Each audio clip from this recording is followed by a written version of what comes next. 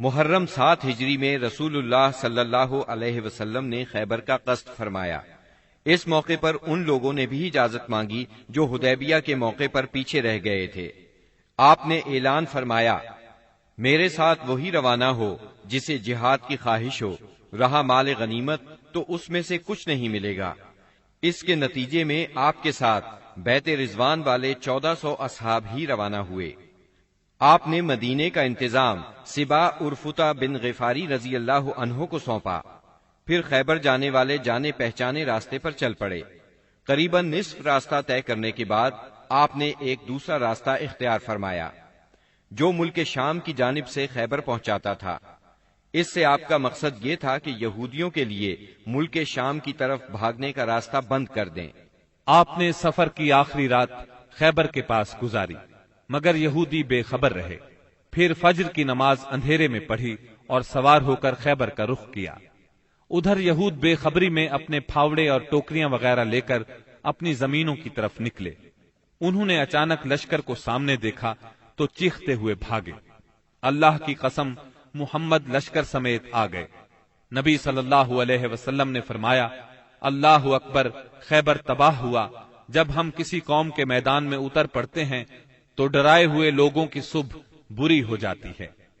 خیبر مدینہ منورہ سے 171 کلومیٹر شمال میں واقع ہے۔ اس وقت اس کی آبادی 3 حصوں میں بٹی ہوئی تھی، ایک نطات، دوسرے قتیبہ اور تیسرے شق۔ نطات میں 3 قلعے تھے، حصن نائم، حصن صعب بن معاذ اور حصن قلعہ زبیر۔ شق میں 2 قلعے تھے، حصن ابی اور حصن نزار۔ اور قتیبہ میں 3 قلعے تھے، حصن قموس، حصن وتیح، حصن سلالم۔ ان کے علاوہ خیبر میں مزید قلعے اور گڑھیاں بھی تھیں، مگر وہ چھوٹی تھیں اور طاقت اور حفاظت میں ان کے ہم پلہ نہیں تھی۔ رسول اللہ صلی اللہ علیہ وسلم نے نطات کے قلعوں کے مشرق میں تیروں کی پہنچ سے دور پڑاؤ ڈالا اور حصن نائم کے محاصرے سے جنگ کا آغاز کیا۔ یہ بہت بلند، محفوظ اور مشکل چڑھائی والا قلعہ تھا اور یہود کی پہلی دفاعی لائن کی حیثیت رکھتا تھا۔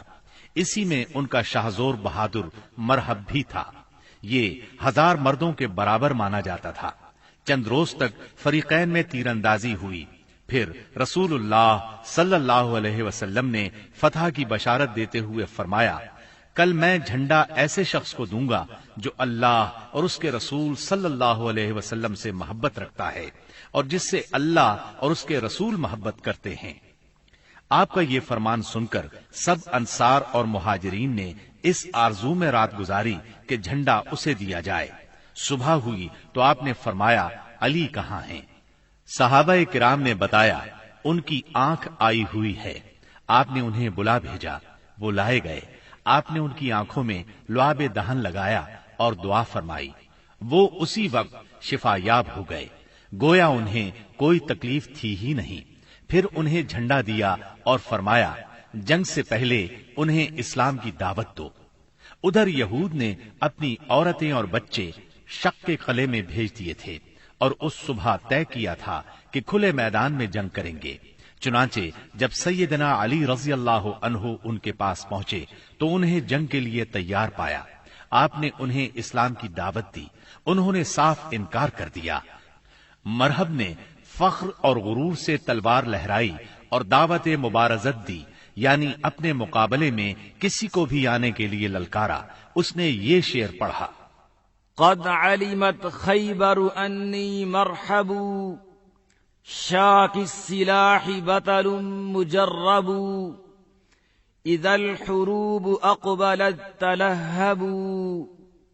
یعنی خیبر جانتا ہے کہ میں مرحب ہوں، ہتھیار پوش، بہادر اور تجربہ کار، جب جنگ و پیکار شعلہ زن ہو۔ اس کے مقابلے میں سیدنا عامر بن اقوا رضی اللہ عنہ نمودار ہوئے۔ وہ کہہ رہے تھے، قد علمت خیبر انی عامر، شاک السلاح بطل مغامر۔ یعنی خیبر جانتا ہے میں عامر ہوں، ہتھیار پوش، شہزور اور جنگجو۔ پھر دونوں نے ایک دوسرے پر وار کیا۔ مرحب کی تلوار سیدنا عامر کی ڈھال میں پھنس گئی۔ انہوں نے چاہا کہ اپنی تلوار اس کی پنڈلی پر ماریں، لیکن ان کی تلوار چھوٹی تھی، اس کی پنڈلی تک پہنچنے کی بجائے پلٹ کر خود ان کے گھٹنے میں آ لگی۔ بعد میں انہوں نے اسی چوٹ سے انتقال کیا۔ نبی صلی اللہ علیہ وسلم نے سیدنا عامر کے بارے میں فرمایا، ان کے لیے دگنا اجر ہے، وہ بڑے جانباز مجاہد تھے، کم ہی ان جیسا کوئی عرب روئے زمین پر چلا ہوگا۔ سیدنا عامر رضی اللہ عنہ کے زخمی ہو جانے پر سیدنا علی رضی اللہ عنہ مرحب کے مقابلے پر آئے۔ آپ یہ شعر پڑھ رہے تھے، انا الذی سمتنی امی حیدرا کلیس غابات کریہ المنظرا اوفیہمی بالصاع کیل السندرا، یعنی میں وہ شخص ہوں کہ میری ماں نے میرا نام حیدر یعنی شیر رکھا ہے، جنگل کے شیر کی طرح خوفناک، میں انہیں سا کے بدلے نیزے کی ناپ پوری کروں گا۔ اس کے بعد مرحب کے سر پر تلوار کا ایسا وار کیا کہ وہ وہیں ڈھیر ہو گیا۔ اس کے بعد مرحب کے بھائی یاسر نے نکل کر مقابلے کی دعوت دی۔ اس کے مقابلے میں سیدنا زبیر بن عوام نکلے اور اسے اس کے بھائی کے پاس پہنچا دیا۔ پھر گھمسان کی لڑائی چھڑ گئی، بہت سے یہودی مارے گئے، جس سے ان کے حوصلے پست ہو گئے اور وہ اپنے مورچے چھوڑ کر بھاگ نکلے۔ مسلمانوں نے ان کا پیچھا کیا اور بزور قلعے میں داخل ہو گئے۔ یہود اس قلعے سے بھاگ کر اس کے ساتھ والے قلعے حصن الصعب میں مورچہ بند ہو گئے۔ ادھر مسلمانوں کو قلعہ حصن نائم میں بہت سا غلہ، کھجوریں اور اسلحہ ملا۔ اس کے بعد مسلمانوں نے سیدنا حباب بن منذر رضی اللہ عنہ کی قیادت میں حصن صعب کا محاصرہ کر لیا۔ یہ محاصرہ 3 دن جاری رہا۔ تیسرے دن رسول اللہ صلی اللہ علیہ وسلم نے فتح اور غنیمت کی دعا فرمائی، پھر مسلمانوں کو حملے کی دعوت دی۔ مسلمانوں نے شدت کا حملہ کیا۔ پہلے مقابلے کے لیے للکارا گیا، پھر گھمسان کی لڑائی شروع ہوئی۔ یہ لڑائی یہود کی شکست پر ختم ہوئی اور مسلمانوں نے سورج ڈوبنے سے پہلے قلعہ فتح کر لیا۔ غنیمت میں بہت سا غلہ ہاتھ آیا۔ اس قلعے میں سب سے زیادہ خوراک اور چربی تھی۔ اس طرح یہ مسلمانوں کے لیے سب سے کارآمد قلعہ ثابت ہوا۔ مسلمان اس سے پہلے سخت بھوک کا شکار تھے، چنانچہ بہت سے لوگوں نے گدھے ذبح کر دیے، لیکن اللہ کے رسول صلی اللہ علیہ وسلم نے ان کو کھانے سے منع فرما دیا۔ چنانچہ آپ کا حکم پا کر چولہوں پر چڑھی ہوئی ہانڈیاں الٹ دی گئیں۔ یہود نے یہاں سے بھاگ کر قلعہ زبیر میں پناہ لی اور وہاں قلعہ بند ہو گئے۔ یہ نطاط کا تیسرا اور آخری قلعہ تھا۔ مسلمانوں نے آگے بڑھ کر اس کا بھی محاصرہ کر لیا۔ چوتھے دن ایک یہودی نے آ کر پانی کی بعض نالیوں کی نشاندہی کر دی۔ ان سے یہود پانی پیا کرتے تھے، چنانچہ مسلمانوں نے یہ نالیاں کاٹ دی۔ اس پر یہود نے باہر نکل کر سخت لڑائی کی، لیکن شکست کھا کر شک کی طرف پسپا ہو گئے اور حصن ابی میں قلعہ بند ہو گئے۔ مسلمانوں نے ان کا تعاقب کیا اور وہاں بھی ان کا محاصرہ کر لیا، چنانچہ وہ نہایت سخت لڑائی کے لیے تیار ہو کر نکلے۔ ان کے ایک بہادر نے نکل کر مقابلے کی دعوت دی اور مارا گیا، پھر دوسرا نکلا اور وہ بھی مارا گیا۔ اسے سیدنا ابو دجانہ سماک بن خراشہ انصاری رضی اللہ عنہ نے قتل کیا، اور اسے قتل کرتے ہی وہ تیزی سے قلعے میں جا گھسے۔ ان کے ساتھ ہی اور مسلمان بھی داخل ہو گئے۔ کچھ دیر تک قلعے کے اندر لڑائی جاری رہی، پھر یہود نے راہ فرار اختیار کی اور اس علاقے کے سب سے آخری قلعے حصن نزار میں قلعہ بند ہو گئے۔ مسلمانوں کو حصن ابی سے بہت سا مال غنیمت ہاتھ آیا۔ مسلمان اب حصن نزار کی طرف بڑھے اور اس کا محاصرہ کر لیا۔ یہ قلعہ پہاڑ کی چوٹی پر تھا اور وہاں پہنچنے کی کوئی صورت نہیں تھی۔ یہودیوں نے یہاں اپنی حفاظت کا زبردست انتظام کر رکھا تھا۔ انہیں یقین تھا کہ اس قلعے میں مسلمان داخل نہیں ہو سکیں گے، اس لیے انہوں نے اس قلعے میں عورتوں اور بچوں سمیت قیام کیا۔ تیر اور پتھر برسا کر سخت جوابی کارروائی کی۔ جواب میں مسلمانوں نے بھی منجنیق نصب کر کے اس قلعے پر پتھروں کی بارش شروع کر دی۔ اس سے ان کے دلوں پر رعب چھا گیا اور وہ کوئی قابل ذکر سختی برداشت کیے بغیر قتیبہ کے علاقے کی طرف بھاگ نکلے۔ مسلمانوں کو اس قلعے سے تانبے اور مٹی کے برتن ملے۔ ان کے بارے میں رسول اللہ صلی اللہ علیہ وسلم نے فرمایا، ان کو دھو لو اور ان میں کھانا پکاؤ۔ اس کے بعد مسلمان قلعہ قموس کی طرف بڑھے۔ یہ قتیبہ کا پہلا قلعہ تھا۔ 14 یا 20 دن تک اس کا محاصرہ جاری رہا۔ اس کے بعد یہود نے پناہ طلب کر لی۔ یہ بھی کہا جاتا ہے کہ انہوں نے پناہ طلب نہیں کی تھی، مسلمانوں نے لڑ کر فتح کیا اور یہود باقی 2 قلعوں وتیح اور سلالم کی طرف بھاگے۔ لیکن جب مسلمانوں نے ان کے محاصرے کے لیے پیش قدمی کی تو یہود نے اس شرط پر امان طلب کر لی کہ وہ عورتوں اور بچوں سمیت خیبر کی سرزمین سے جلا وطن ہو جائیں گے۔ رسول اللہ صلی اللہ علیہ وسلم نے یہ شرط مان لی اور آپ نے یہ بھی اجازت دی کہ سونے، چاندی، گھوڑے اور ہتھیاروں کے علاوہ وہ اپنی سواریوں پر جو کچھ اور جتنا کچھ لاد سکتے ہیں لے جائیں، اور اگر کچھ چھپایا تو ذمہ ختم سمجھا جائے گا۔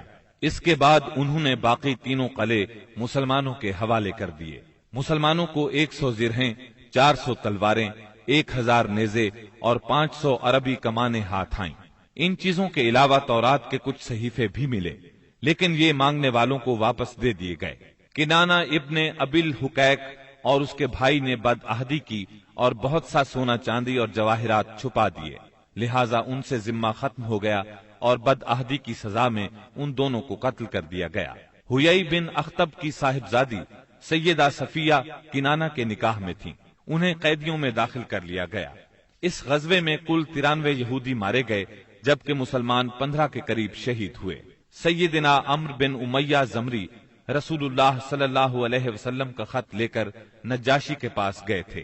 جب وہ حبشہ کے مہاجرین کو ساتھ لے کر واپس ہوئے تو ان میں سے ایک جماعت نے خیبر کا رخ کیا، جس میں سیدنا ابو موسیٰ اشعری اور جعفر بن ابی طالب رضی اللہ عنہما بھی تھے۔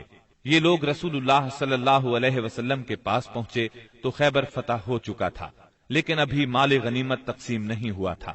نبی کریم صلی اللہ علیہ وسلم نے سیدنا جعفر رضی اللہ عنہ کو بوسہ دیا اور فرمایا، اللہ کی قسم میں نہیں جانتا کہ مجھے کس بات کی زیادہ خوشی ہے، خیبر کی فتح کی یا جعفر کی آمد کی۔ پھر جب مال تقسیم فرمایا تو انہیں بھی مال غنیمت میں سے حصہ دیا۔ سیدہ صفیہ بنت حیی بن اخطب کو جب قیدیوں میں شامل کیا گیا تو انہیں رسول اللہ صلی اللہ علیہ وسلم کی اجازت سے دحیہ بن خلیفہ کلبی رضی اللہ عنہ نے لے لیا، لیکن صحابہ کرام نے آ کر عرض کیا، اے اللہ کے رسول صلی اللہ علیہ وسلم، صفیہ صرف آپ کے شایان شان ہیں، وہ بنو قریظہ اور بنو نذیر کی سردار ہیں۔ اس پر رسول اللہ صلی اللہ علیہ وسلم نے انہیں بلایا اور اسلام کی دعوت دی۔ انہوں نے اسلام قبول کیا۔ اس پر آپ نے انہیں آزاد کر دیا، انہیں نکاح کی پیشکش کی۔ ان کے منظور کرنے پر آپ نے ان سے شادی کر لی اور ان کی آزادی ہی کو ان کا مہر قرار دیا اور انہیں عورتوں کے حوالے کر دیا۔ جب خیبر اور وادی القرا فتح ہو گئے، فدق اور تیما کے باشندوں نے اطاعت قبول کر لی تو آپ نے مدینہ واپسی کی راہ اختیار فرمائی۔ راستے میں سیدہ صفیہ رضی اللہ عنہا کی رخصتی عمل میں آئی۔ دوسری صبح آپ نے کھجور، گھی اور پنیر کا ولیمہ کھلایا اور 3 روز شب عروسی کے طور پر ان کے ساتھ قیام فرمایا، پھر روانہ ہوئے۔ سفر 7 ہجری کے آخر یا ربیع الاول 7 ہجری کے اوائل میں مدینہ منورہ تشریف لائے۔ خیبر سے مدینہ آ کر رسول اللہ صلی اللہ علیہ وسلم مطمئن ہو گئے تھے کہ اطلاع ملی بنو انمار، ثعلبہ اور محارب کے بدو جمع ہو رہے ہیں۔ آپ نے مدینہ منورہ کا انتظام سیدنا عثمان بن عفان رضی اللہ عنہ کو سونپا، 700 صحابہ کو ساتھ لیا اور 2 دن کے فاصلے پر واقع مقام نخل کا رخ کیا۔ وہاں بنو غطفان کی ایک جمعیت سے آمنا سامنا ہوا۔ دونوں فریق ایک دوسرے کے سامنے آئے لیکن جنگ نہ ہوئی۔ نماز کی اقامت ہوئی تو نبی صلی اللہ علیہ وسلم نے مسلمانوں کو صلاۃ خوف پڑھائی، یعنی پہلے ایک گروہ کو 2 رکعت نماز پڑھائی، پھر وہ لوگ پیچھے چلے گئے تو دوسرے گروہ کو 2 رکعت نماز پڑھائی۔ اس طرح آپ کی 4 رکعت نماز ہوئی اور لشکر کی 2 رکعت۔ یہی صلاۃ خوف ہے۔ اس کی اور بھی کئی صورتیں ہیں، احادیث میں وضاحت موجود ہے۔ پھر اللہ نے دشمن کے دل میں مسلمانوں کا رعب بٹھا دیا، وہ منتشر ہو گئے اور رسول اللہ صلی اللہ علیہ وسلم مدینہ منورہ لوٹ آئے۔ اس غزوے کا نام اس لیے ذات الرقاع پڑا کہ اس سفر میں پیدل چلنے کی وجہ سے مسلمانوں کے پاؤں زخمی ہو گئے تھے۔ انہوں نے زخمی پیروں پر چیتھڑے لپیٹ لیے تھے۔ چیتھڑوں کو عربی میں رقاع کہتے ہیں۔ یہ بھی کہا جاتا ہے کہ اس کی زمین اور پہاڑ مختلف رنگ کے تھے، گویا کہ وہ رقاع یعنی پیون تھے اور کہا جاتا ہے کہ غزوے کی جگہ کا نام ہی یہی ہے۔ اس غزوے میں سب سے دلچسپ بات یہ پیش آئی کہ ایک دن نبی صلی اللہ علیہ وسلم نے ایک سایہ دار درخت کے نیچے پڑاؤ ڈالا اور اپنی تلوار اسی درخت سے لٹکا کر سو گئے، جبکہ باقی لوگ مختلف درختوں کے نیچے سو گئے۔ ایسے میں ایک مشرک اس طرف آ نکلا، اس نے رسول اللہ صلی اللہ علیہ وسلم پر تلوار سونت لی۔ آپ کی آنکھ کھل گئی تو اس نے کہا، آپ مجھ سے ڈرتے ہیں؟ جواب میں آپ نے فرمایا، نہیں۔ اس نے کہا، اب آپ کو مجھ سے کون بچائے گا؟ آپ نے فرمایا، اللہ۔ یہ سن کر اس کے ہاتھ سے تلوار گر گئی۔ آپ نے وہ تلوار اٹھا لی اور فرمایا، اب تمہیں مجھ سے کون بچائے گا؟ اس نے کہا، آپ مجھ پر احسان کیجئے۔ آپ نے اسے اسلام کی دعوت دی۔ وہ مسلمان تو نہ ہوا، لیکن اس نے یہ عہد کیا کہ وہ آپ سے لڑائی کرے گا، نہ لڑنے والوں کے ساتھ ہوگا۔ آپ نے اسے چھوڑ دیا۔ اس نے اپنی قوم میں واپس جا کر کہا، میں تمہارے پاس سب سے اچھے انسان کے پاس سے آ رہا ہوں۔